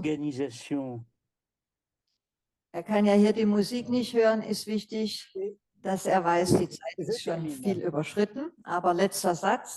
On termine. Dernière phrase. Les organisations de jeunesse antifascistes ont été interdites. Nicht uns, sagen ihm.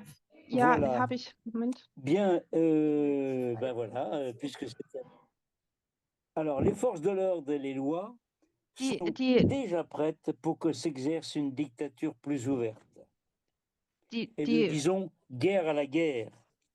Die Kräfte sind bereit, um auf Krieg umzustellen, und wir müssen sagen, Krieg dem Kriege gegen den Faschismus, gegen den Kapitalismus und Imperialisten.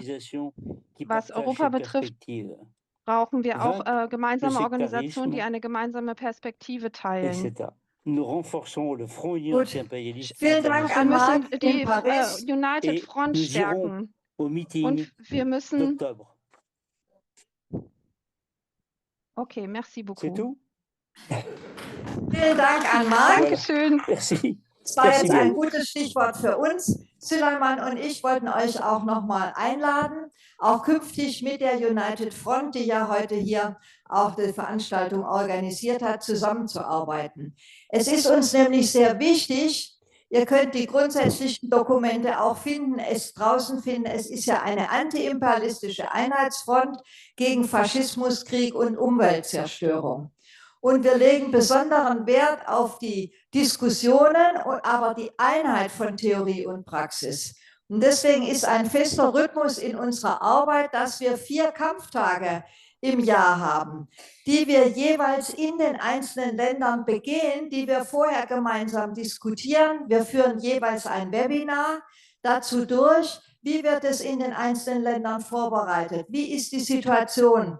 Und diese Kampftage sind der 8. März, der Internationale Frauentag, der 1. Mai, der Internationale Kampftag der Arbeiterklasse, der Antikriegstag, der in den Ländern etwas verschieden gefeiert wird, vom Datum her, und der Internationale Umweltkampftag.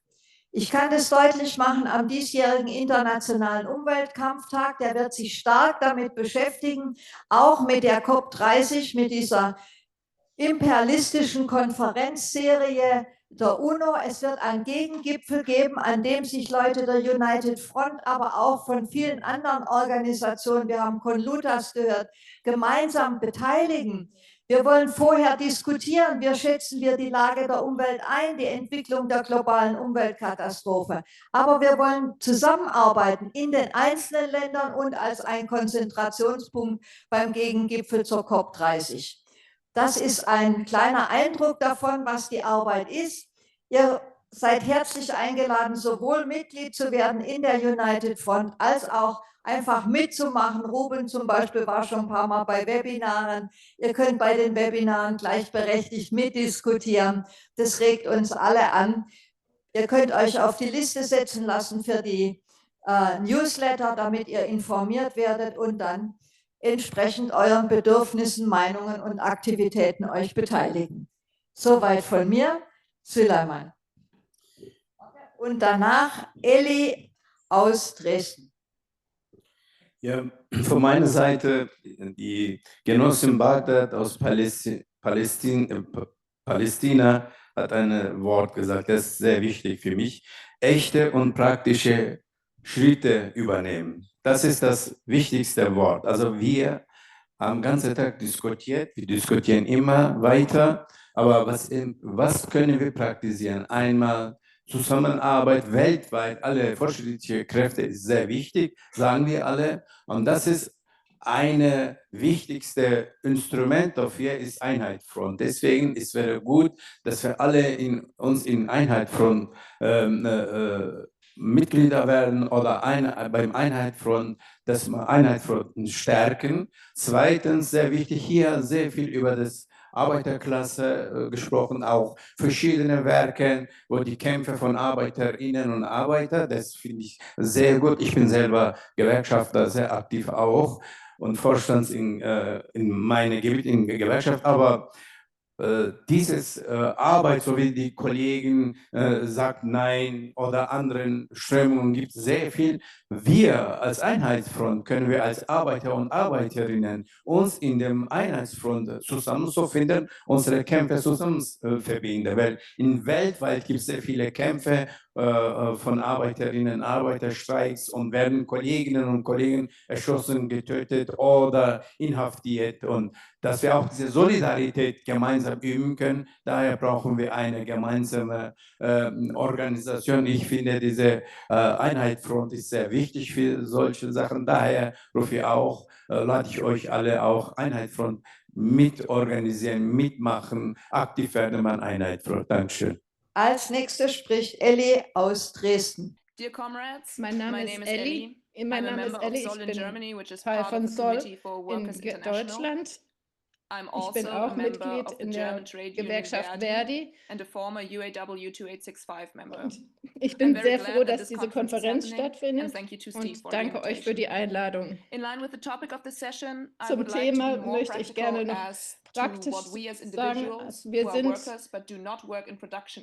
als Arbeiter, die mehr machen können als in der Produktion. Ich arbeite in einer Schule, wo ich auch mit Kollegen und den Schülern sprechen kann über die Politik. Ich bin nicht wie die Lehrer ein Angestellter des Staates.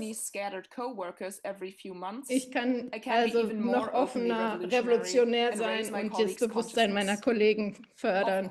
Natürlich versuche ich auch in gewerkschaftlichen Aktionen teilzunehmen und dafür bin ich auch bei den Gewerkschaftern für Gaza und Arbeiterorganisationen, wo ich auch an dem Marsch nach Leipzig teilgenommen habe, um Waffen nach Israel zu boykottieren. Ein bisschen langsamer bitte. Palästina wird nicht der Auslöser für den Dritten Weltkrieg sein, hat jemand gesagt. Über 50 Kriege weltweit, ist das nicht schon genug, um über einen Weltkrieg zu sprechen? Es ist ein integraler Bestandteil unserer revolutionären Bewegung.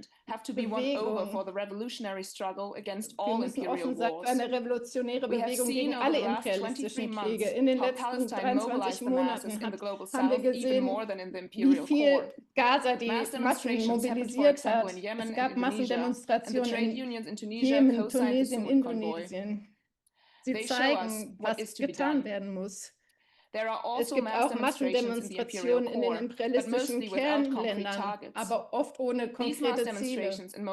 Diese Massendemonstrationen müssen in konkrete Aktionen umgewandelt werden, wie ihr schon bereits. Wir brauchen Solidarität für Kongo, Sudan und Westsahara und alle zukünftigen Kämpfe gegen imperialistische Kriege. Aber wir brauchen noch mehr ArbeiterInnen in unserer Bewegung und einen Generalstreik. Das bedeutet, lokal, dass wir zusammenstehen müssen gegen Kürzungen, gegen die Produktion der imperialistischen Kriegsmaschine, gegen die Faschisten, gegen die Klimakrise mit der positiven Alternative des Sozialismus. Die Einheitsfront ist keine Volksfront. Die Bourgeois-Parteien sind nicht unsere Verbündeten. Unsere Gewerkschaften müssen wirklich basisdemokratisch und internationalistisch wieder sein. Und deswegen müssen wir alle unsere Kollegen anhalten. Vielen Dank. Danke an Elli von Sol aus Dresden. Bevor der Beitrag von Rau aus Indien verlesen wird, will ich aus dem Chat noch vorlesen. Hier steht, die Notwendigkeit des Aufbaus des Sozialismus in einem Land war keine Idee von Stalin, sondern von Lenin, nachdem die Hoffnung auf eine baldige Revolution in Deutschland und anderen europäischen Ländern gescheitert war. Wir müssen beginnen, sagte Lenin. Soweit aus dem Chat. Jetzt kommt Rau aus Indien und dann Fabio.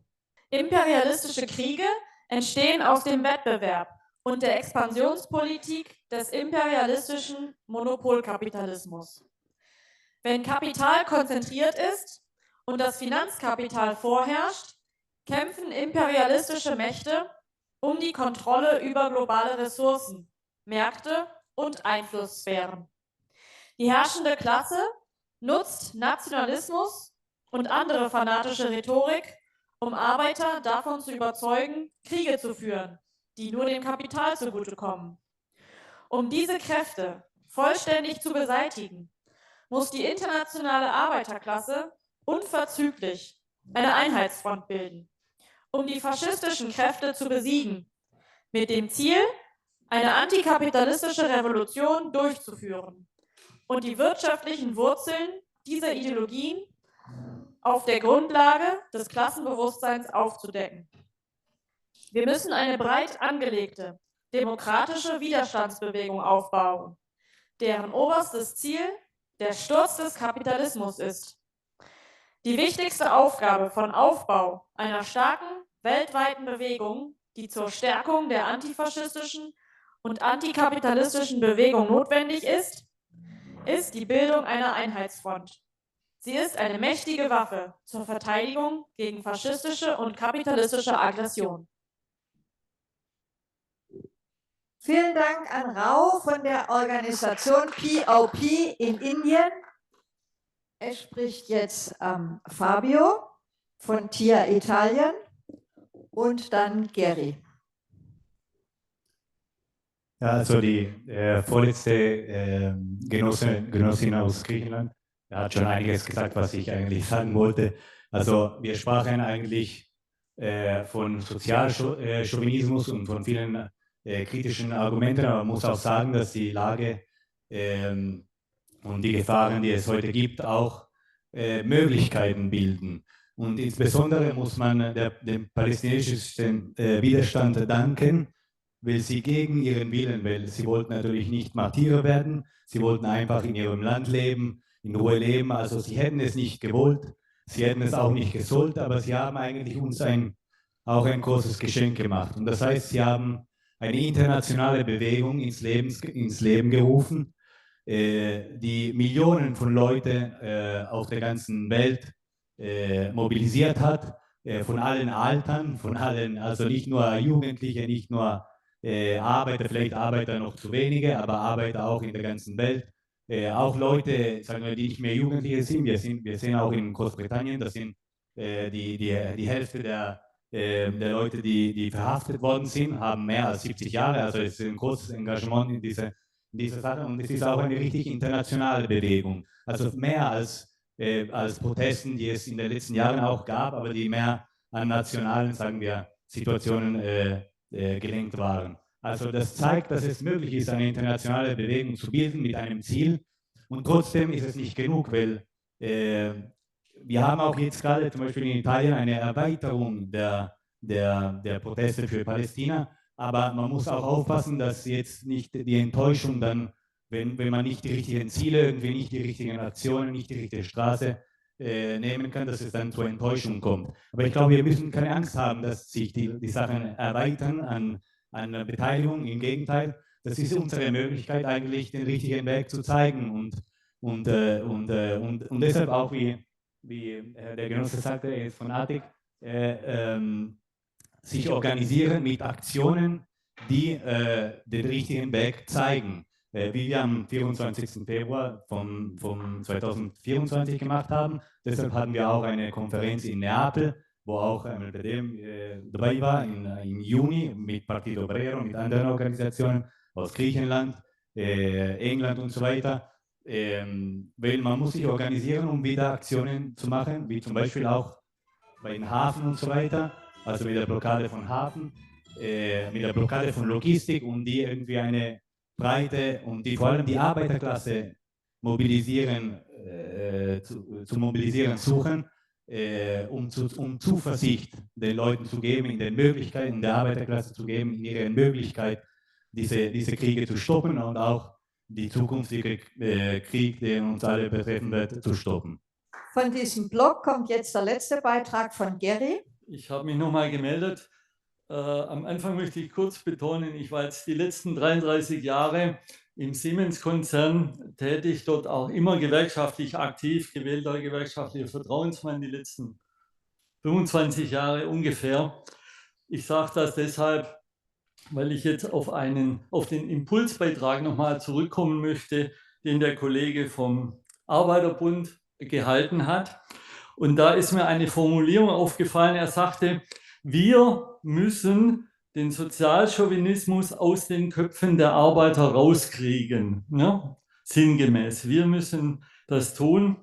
Ich weiß nicht, ob ich es wirklich richtig verstanden habe, aber man kann so einen Satz falsch verstehen.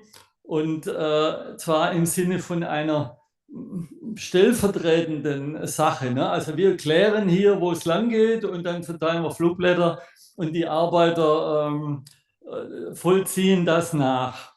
Das würde ich nicht für richtig halten. Ich möchte betonen, die Arbeiterklasse, wir können uns selber befreien. Und genauso kann die Arbeiterklasse, und zwar auch jeder einzelne Kollege, nur selbst mit dem Einfluss vom Sozialchauvinismus fertig werden oder vom Antikommunismus oder was da alles auf uns einprasselt. Die Frage ist, wie wir das machen. Die Antwort ist, man muss die Kämpfe mit Bewusstseinsbildung verbinden. Man muss umgekehrt auch die Bewusstseinsbildung mit Kämpfen verbinden. Das, was wir hier machen, ist ja im Grunde Bewusstseinsbildung. Wir klären den Weg, wir versuchen zusammenzukommen. Ne? Aber das wird dann nicht so funktionieren, dass wir eine schöne Resolution machen und dann setzt sich das sofort. Deshalb fand ich das so wichtig, dass hier Beispiele gebracht wurden, wie das schon sehr erfolgreich gelungen ist. Solidaritätsdelegationen, Streiks, die Docker, x-mal genannt worden. Ne? Aber es fängt natürlich bei der breiten Masse der Kollegen auch ganz normal an beim Kampf um die Lebensverhältnisse. Ne? Der berühmte Kampf ums Teewasser, ne? Gegen Lohnabbau, gegen Entlassungen, oder gegen Schikanierung, Repression von Gewerkschaftern oder von Friedensaktivisten. Das muss zusammenkommen. Und in dieser gemeinsamen Erfahrung bin ich fest überzeugt und ist auch meine Erfahrung über Jahrzehnte, werden die Kollegen Schritt für Schritt selber fertig werden mit diesem ganzen bürgerlichen und kleinbürgerlichen Zeug und den Weg finden für eine befreite Gesellschaft. Und wenn dieser Geist hier von dieser Konferenz ausgeht, ne, gegen Faschismus, gegen Weltkriegsgefahr, gegen globale Umweltzerstörung, für eine befreite Gesellschaft, dann sind wir wirklich einen großen Schritt weitergekommen. Vielen Dank. Vielen Dank für diesen Schlussbeitrag. Es war jetzt erstmal der Schlussbeitrag für den dritten Block unserer Diskussion.